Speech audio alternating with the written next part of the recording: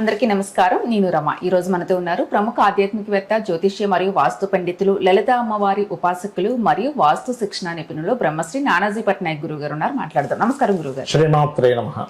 గురుగారు, ఆగస్టు నెలలో మీన రాశి వారందరికీ ఈ విధంగా ఉండిపోతుంది. ఆగస్టు మాసంలో కనుక చూసుకుంటే ముఖ్యంగా మీన రాశి వారికి ఇప్పుడు ఏలినాటి శని రాశిలో సంచరిస్తుంది. కాకపోతే ఇక్కడ ఒక లక్కీ ఏంటంటే వక్రించినందుకు జన్మల్లో ఉండే శని తగ్గుతుంది దాని ప్రభావం. అంటే ఎలా అంటే ఇప్పుడు తల మీద పెద్ద బరువు పెట్టుకున్నాడు అనుకోండి, ఆ బరువు తీసి పక్కన పెడితే కొంచెం ఫ్రీ అవుతాడు మనిషి, అమ్మయ్య అంటాం. అలాగే కొంచెం తల మీద ఉండేటువంటి కొంత బరువు తగ్గుతుంది, రిలీఫ్ వస్తుంది అని చెప్పుకోవచ్చు. అదేవిధంగా 4లో కుజుడు వెళ్తున్నాడు వీళ్ళకి 3వ తేదీ ఆగస్టు నుంచి. ఆ కుజుడు వెళ్ళి బుధుడితో కలుస్తున్నాడు. అండ్ అదే బుధుడు 5వ తేదీ పంచమంలో ఉండే రవి గురువును కలుస్తాడు. 6లో కేతువు, 6లో ఉండేటువంటి కేతువుకి 16వ తేదీకి వెళ్ళి రవి కలవడం, సప్తమంలో నీచబడ్డ శుక్రుడు అండ్ 12లో రాహువు. ఈ రకంగా చంద్రుడు అయితే 12 రాసులు తిరుగుతాడు, ఒక దగ్గర ఉండడం మీకు తెలియని విషయం. ఇక్కడ ఇంకో విషయం ఏంటంటే, ఇలా ఉన్నప్పుడు అంటే ఈ గ్రహాల యొక్క స్థితి, ఈ 4 గ్రహాలు మారిపోతున్నాయి ఈ నెల. దీనివల్ల వీళ్ళకి కలిగే ఫలితాలు ఏమిటి, ఏ దేవతారాధన చేయాలి, ఇటువంటి విషయాల పట్ల వీళ్ళు జాగ్రత్త వహించాలనేటువంటి అంశాలు చెప్తుంది. నేనైనప్పటికీ చెప్పిస్తుంది సాక్షాత్ లలిత అమ్మవారిగా భావిస్తూ. ఇక్కడ ఏంటంటే మెయిన్గా వీళ్ళకి మొదటి 5 రోజులు కూడా ఏదైనా భూమి, పొలము, తోట లేకపోతే ఏదైనా ప్రాపర్టీ కోసం ధన విషయంలో చాలా జాగ్రత్తగా ఉండాలి. ఎందుకంటే ఎవరికో డబ్బులు ఇస్తాం, వాడు కనపడకుండా పోతాడు, లేకపోతే ఇదిగో అదిగో అంటుంటాడు, ఘర్షణ వస్తుంది. సో ఫస్ట్ వీక్ చాలా జాగ్రత్తగా ఉండాలి. అయితే ఏలినాటి శని ప్రభావం 12వ రాశి వైపు వెళ్ళిందని అనుకున్నాం. రాశి నుంచి అంటే కొంచెం బరువు తగ్గింది అనుకున్నాం కదా. కాకపోతే కొంచెం ఇన్వెస్ట్మెంట్స్ విషయంలో జాగ్రత్తగా ఉండాలి. కాకపోతే వక్రించినందుకు విదేశీ అవకాశాలు బాగా వస్తాయి వీరికి. సంతానం కోసం చేసే ప్రయత్నం బాగుంటుంది. ఎందుకంటే పంచమంలో జీవాత్మ సంయోగం వస్తూ గురువు ఉన్నాడు పంచమంలో, కాబట్టి సంతానం కోసం చేసే ప్రయత్నం కొంతవరకు ఫలిస్తుందని చెప్పుకోవచ్చు. కాకపోతే ఇక్కడ ఏంటంటే 16వ తేదీ నుంచి గవర్నమెంట్ ఉద్యోగ అవకాశాలు లేకపోతే గవర్నమెంట్ అండర్టేకింగ్ వచ్చే ఛాన్స్ ఉంది. కాకపోతే గవర్నమెంట్ వ్యక్తులతోనే కొంత డిస్టర్బెన్స్ కూడా ఉంటుంది. శుక్రుడు వివాహ స్థానంలో నిలిచబడ్డాడు కాబట్టి వివాహ సంబంధించినటువంటి అంశంలో తొందరపాటు నిర్ణయాలు తీసుకోకపోవడం మంచిది. ఎందుకంటే ఈ నెల అసలు అవాయిడ్ చేయడం మంచిది నన్ను అడిగితే వివాహం విషయంలో. అదేవిధంగా కొత్త ఉద్యోగ అవకాశాలు కనుక చూసుకుంటే విదేశీ ఉద్యోగ అవకాశాలు చక్కగా వస్తాయి. ఎందుకంటే వీళ్ళకి దశమాధిపతి, లగ్న దశమాధిపతి అయినటువంటి గురువు కూడా ఉచ్చస్థానంలో ఉన్నాడు.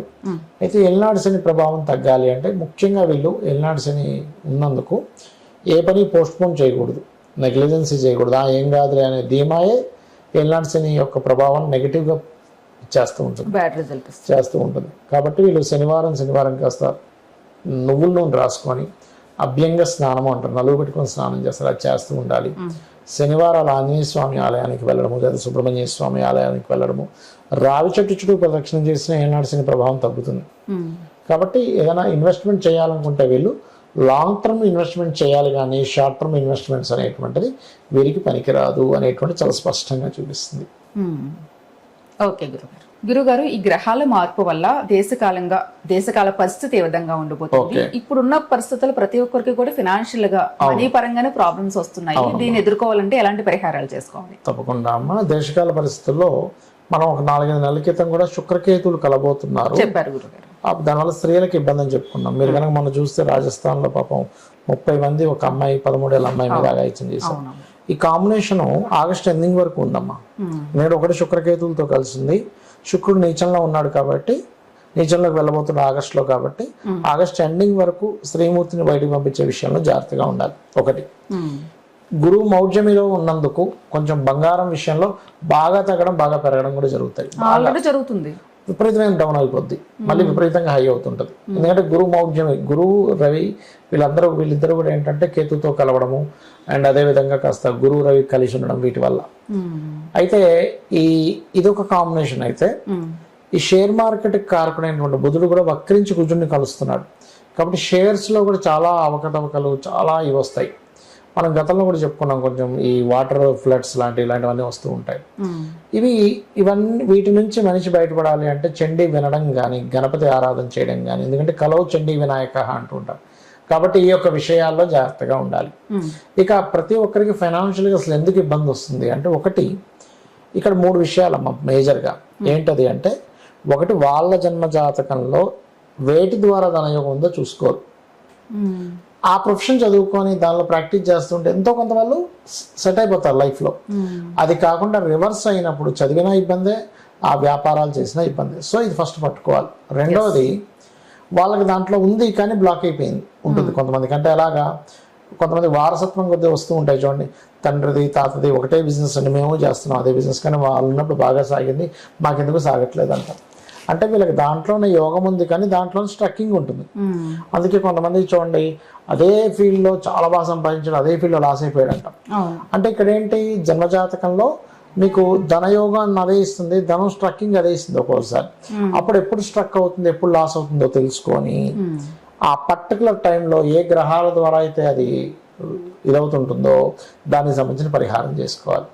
అయితే ఇవన్నీ నాకు తెలియవండి, నాకు జాతచక్రం తెలియదు, ఏమీ తెలియదు, కానీ నాకు ఫైనాన్షియల్ గ్రోత్ కావాలి అనుకుంటే, వ్యాపారంగా కావాలంటే లలిత సహస్రనామాల్లో నామం ఉంటుంది, జనరల్ ధనయోగానికి ఒకటి ఉంటుంది.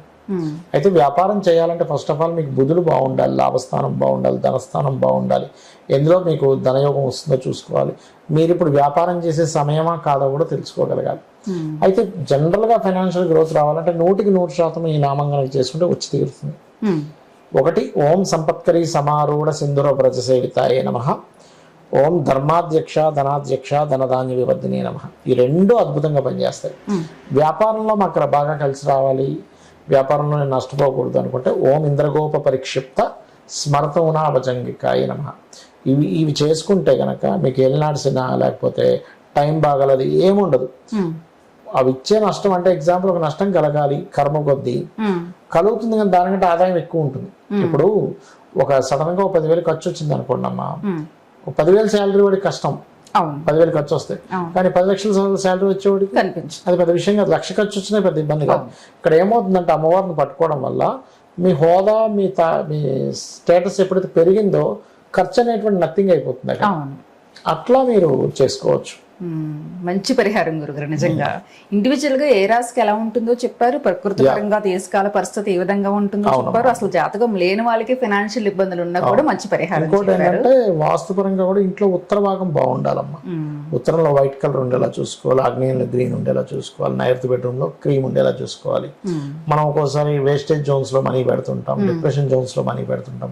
కొంతమంది తాకట్టుకు వెళ్ళిపోయింది బంగారం అంటుంటారు. డిప్రెషన్ ఆర్ వేస్టేజ్ జోన్స్ లో మనీ బంగారం పెట్టడం వల్ల కూడా అవుతూ ఉంటుంది.